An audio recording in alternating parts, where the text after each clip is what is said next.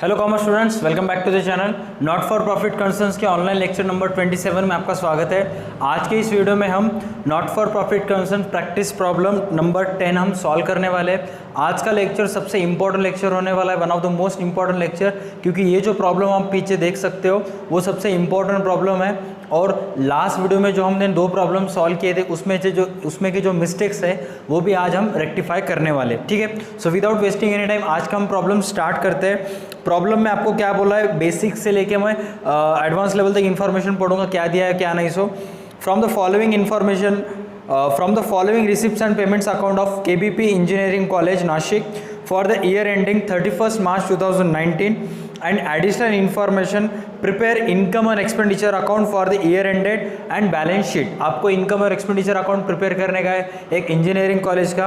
College engineering है लेकिन problem आपको दिया हुआ है, क्योंकि आप बोल सकते हो किसी को भी, भले ही तुम साइंस स्टूडेंट्स हो लेकिन तुम्हारी कॉलेज की भी अकाउंटिंग हम करते हैं।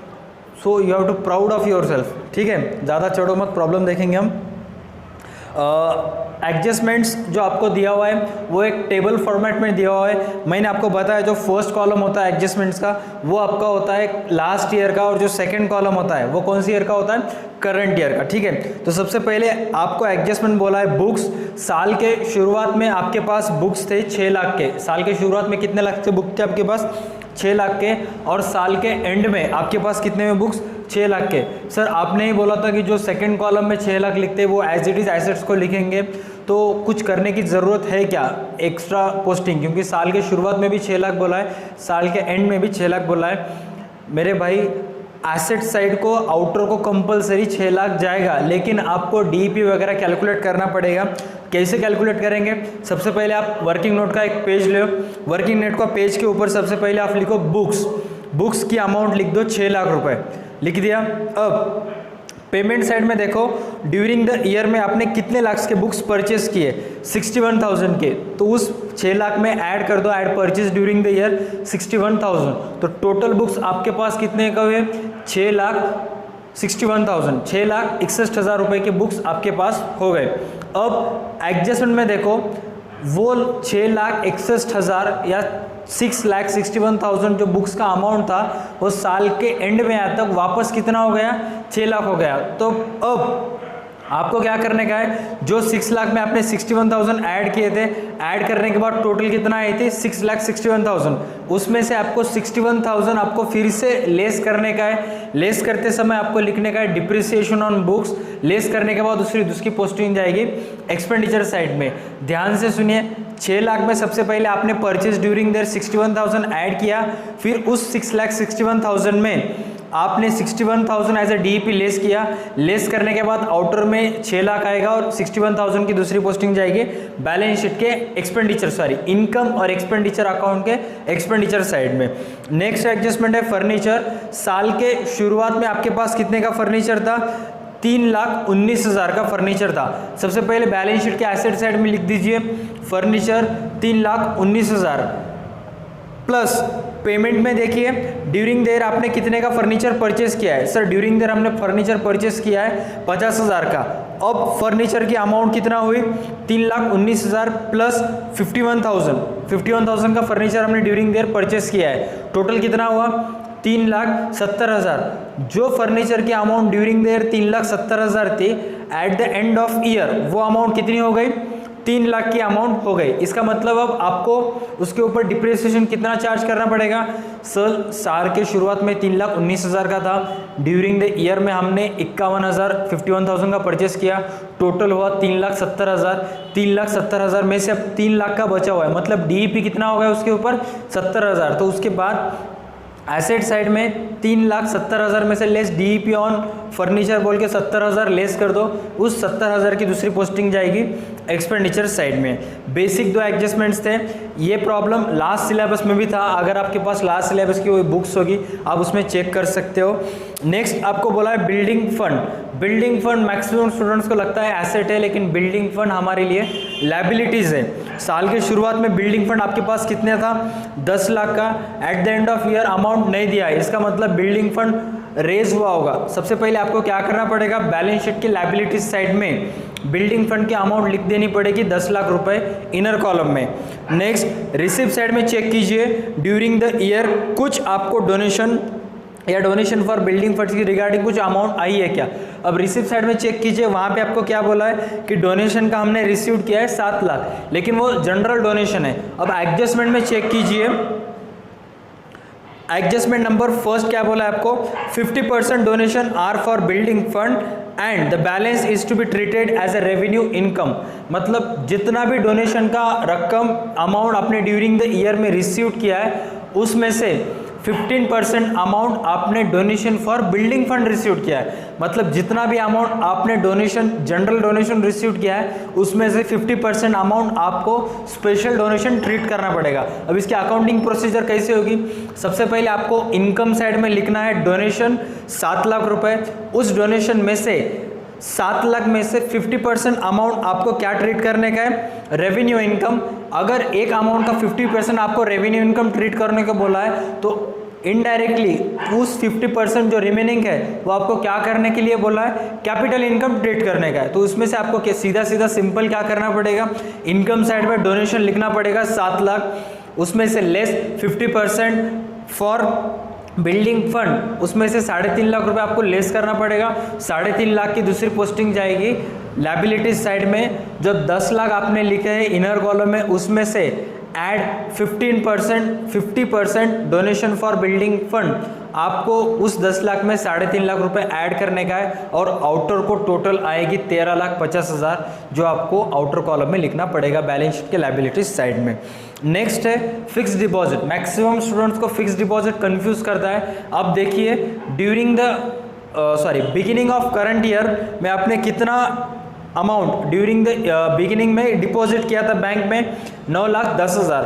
At the end of year fix deposit की अमाउंट आपको नहीं दी हुई है, इसका मतलब वो अमाउंट ज़्यादा हुई होगी या उसमें कुछ इंक्रीज या डिक्रीज हुआ होगा, बराबर। सबसे पहले आपको क्या करना पड़ेगा, एसेट साइड में फिक्स डिपॉजिट लिखना पड़ेगा 9,10,000 इनर कॉलम में। अब पेमेंट में देखिए ड्यूरिंग द ईयर आपने कितना डिपॉजिट किया है, पेमेंट साइड में क्या बोला है, बाय फिक्स डिपॉजिट 31 मार्च 2019, मतलब 31 मार्च 2019 साल का करंट ईयर का एंड आते आते ड्यूरिंग द ईयर में हमने 8,50,000 डिपॉजिट किया है। तो बैलेंस शीट के एसेट साइड में 9,10,000 में 8,50,000 ऐड होगा, add deposited during the year, और जो भी टोटल आएगी आपको आउटर में लिखना पड़ेगा। 9,10,000 में अगर आप 8,50,000 ऐड करते हो, 9 लाख प्लस 8 लाख हो गए 17 लाख प्लस 60,000, 17,60,000 टोटल आपको आउटर में लिखना पड़ेगा। अब ध्यान से सुनना, मैक्सिमम स्टूडेंट्स गड़बड़ कहाँ करते हैं, वो क्या सोचते हैं कि 9,10,000 साल के शुरुआत में थे, उनकी सोच है, अब घटिया सोच तो बोल सकते हैं इसको। 9,10,000 साल के शुरुआत में थे, साल खत्म होते होते उस 9,10,000 का अमाउंट डिक्रीज होकर 8,50,000 हो गया, तो वो लोग 60,000 उसके ऊपर DAP निकाल देते। कौन से पता नहीं कहाँ से घटिया इंसान से अकाउंटिंग सीख के आता है और वैसे उल्टे सीधे काम करते हैं। आपको क्या बोला है, साल के शुरुआत में 9,10,000 है, ड्यूरिंग द ईयर में आपने 8,50,000 डिपॉजिट किया, जो भी दोनों की टोटल आएगी 17,60,000 आपको आउटर को लिखने का है, बस। बाकी किसी को भी किसी भी इंसान की तरफ आपको ध्यान नहीं देने का है, ठीक है, नहीं तो आप कंफ्यूजन में जाएगा। नेक्स्ट आपको दिया है कैपिटल फंड। कैपिटल फंड की अमाउंट कितना है, 9,47,400, जिसकी पोस्टिंग आपको बैलेंस शीट की लायबिलिटी साइड में कर देने के, सिंपल, इसमें कुछ रॉकेट साइंस नहीं है। नेक्स्ट अब हम एडजस्टमेंट सेकंड की तरफ जाते हैं। एडजस्टमेंट सेकंड से बताने से पहले एक बार फर्स्ट एडजस्टमेंट बता दूं, जो ऑलरेडी मैं बता चुका हूँ। 50% donations are for building fund and 50% are to be treated as a revenue income. मतलब ड्यूरिंग द ईयर में जितना भी डोनेशन हमने रिसीव किया है उसमें से 15% amount as a building fund है और 15% अमाउंट रेवेन्यू इनकम है। रेवेन्यू इनकम मतलब इनकम में जाएगा। वो डोनेशन का हमने रिसीव किया था 7 लाख, 7 लाख का 50% होगा 3.5 लाख, 3.5 लाख रुपए आपको इनकम में रखने का है। 3.5 लाख बैलेंस शीट के लायबिलिटीज साइड में, 10 लाख में 3.5 लाख आपको क्या करने का है, ऐड, जो भी टोटल आएगी 13,50,000 आपको आउटर में लिखने का है। नेक्स्ट एडजस्टमेंट है outstanding subscription. During the year में आपने सब्सक्रिप्शन रिसीव किया था 28,300, इनकम साइड में उस 28,300 में 5,300 करंट ईयर आउटस्टैंडिंग ऐड होगा, दूसरी पोस्टिंग बैलेंस शीट के एसेट साइड में होगी। नेक्स्ट आपको बोला है life membership is capitalize, easy adjustment है, बताने की कोई ज़रूरत नहीं है। अब पेमेंट साइड में देखिए, स्टेप बाय स्टेप हम पोस्टिंग करेंगे। Salary to teaching staff, electricity charges, ये दो भी एक्सपेंडिचर है, एक्सपेंडिचर साइड को जाएंगे। बुक्स, फर्नीचर, एसेट्स है जिसके एडजस्टमेंट हमने अभी थोड़ी देर पहले सॉल्व की थी। Stationery expenditure, fix deposit already adjustment में हो गया। उसके बाद बोला बैलेंस शीट, जो बैलेंस शीट के एसेट साइड में जाएगा। नेक्स्ट है रिसिप्ट्स, कौन से रिसिप्ट्स, इंटरेस्ट इनकम में जाएगा। सब्सक्रिप्शन ऑलरेडी हो गया। लाइफ मेंबरशिप फीस आपको कैपिटलाइज करने का है। डोनेशन कैपिटलाइज डोनेशन का एडजस्टमेंट दिया है, एडजस्टमेंट की तरह हमने उसे ट्रीट किया। Tuition fees, term fees, sundry receipts, admission fees, admission के फीस के सामने आपको रेवेन्यू बोला है, इसका मतलब उसको रेवेन्यू रिसिप्ट ट्रीट करना होगा। ये चारों के चारों, tuition fees, term fees, sender receipt, admission fees, ये चारों के चारों की पोस्टिंग बैलेंस शीट के एसेट्स इनकम और एक्सपेंडिचर के इनकम साइड में जाएंगे। प्रॉब्लम एकदम ईजी है। जो भी आपका सरप्लस डेफिशिएट आएगा या बैलेंस शीट की टोटल जो भी आएगी, इसका फाइनल आंसर मैं कल के वीडियोस में दूंगा। अब बात करते हैं लास्ट के जो वीडियो में हमने प्रॉब्लम नंबर 8 और प्रॉब्लम नंबर 9 हम सॉल्व किया था। प्रॉब्लम नंबर 8 आप मेरे पीछे देख सकते हो, ज्योति आर्ट सर्कल का हमने प्रॉब्लम किया था, जिसका सरप्लस आप देख सकते हो कितना आया है 45,340 और उस प्रॉब्लम की बैलेंस शीट आई है 76,340। उस प्रॉब्लम में आपको कैपिटल फंड नहीं दिया था, डोनेशन और एडमिशन फीस की अमाउंट ही आपके लिए क्या थी, कैपिटल फंड थी। नेक्स्ट अब हम स्टार्ट करते हैं प्रॉब्लम नंबर 8 जो हमने लास्ट लेक्चर में किया था। Problem number 9, my mistake, problem number 9 विट्टा ही महिला मंडल का। इस प्रॉब्लम में क्या है, थोड़ा सा मिस्टेक है इस प्रॉब्लम में। अब प्रॉब्लम में सबसे पहले प्रॉब्लम का आंसर बताने से पहले आपको क्वेश्चन स्क्रीन के ऊपर दिखाता हूँ। जो क्वेश्चन है आप स्क्रीन के ऊपर देख सकते हो, ये मिस्टेक है इस क्वेश्चन में। आने वाले समय में ये थोड़ा रेक्टिफाई होगा, लेकिन फिलहाल के लिए तो इस क्वेश्चन में मिस्टेक है। पेमेंट साइड में देखिए, जो stationery, repairs to furniture, rent, salaries और मिसलेनियस एक्सपेंसेस है, इन्होंने अमाउंट दिया है, लेकिन एडिट करते समय या डीटीपी करते समय क्या हुआ, हर एक पेमेंट जो स्टेशनरी या रेंट है उसमें से पहला ज़ीरो इन्होंने कट कर दिया है, ऑटोमेटिकली कट गया, कोई भी जानबूझ के नहीं करेगा, ऑटोमेटिक कट हो गया। स्टेशनरी के अमाउंट 600 दिया हुआ है, जो एक्चुअल अमाउंट है 6000। रिपेयर्स टू फर्नीचर के अमाउंट 95 दिया है, जो एक्चुअल अमाउंट है 950। रेंट 8300, सैलरीज 15000 और मिसलेनियस एक्सपेंसेस की अमाउंट है 450।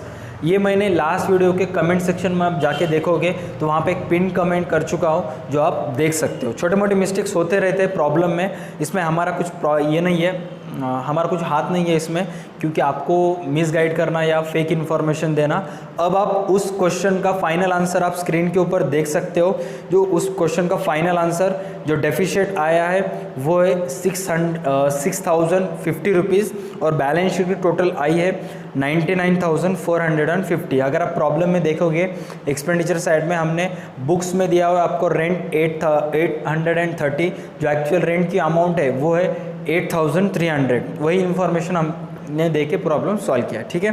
तो ये था आज का वीडियो। नेक्स्ट वीडियो में हमने problem number not for profit concern का प्रैक्टिस प्रॉब्लम नंबर हम 11 देखेंगे, और आज का जो प्रैक्टिस प्रॉब्लम नंबर 10 हमने सॉल्व किया है उसका आंसर भी आपको नेक्स्ट वीडियो में मिलेगा। अब तब तक आप प्रैक्टिस करिए, प्रॉब्लम सॉल्व करने की कोशिश करिए, सरप्लस, डेफिशिएट, बैलेंस शीट की टोटल अपने लेवल पे निकाल के रखिए। जो भी आपका आंसर निकाला है वो नेक्स्ट वीडियो में जो आंसर हम बताएंगे उसमें से टैली कीजिए, और फिर अकाउंटिंग स्टेप बाय स्टेप हम करके जाएंगे, ठीक है। तो ये था हमारा आज का वीडियो, मिलते हैं नेक्स्ट वीडियो में। तब तक के लिए देखते रहिए हमारे YouTube channel DA Track Academy।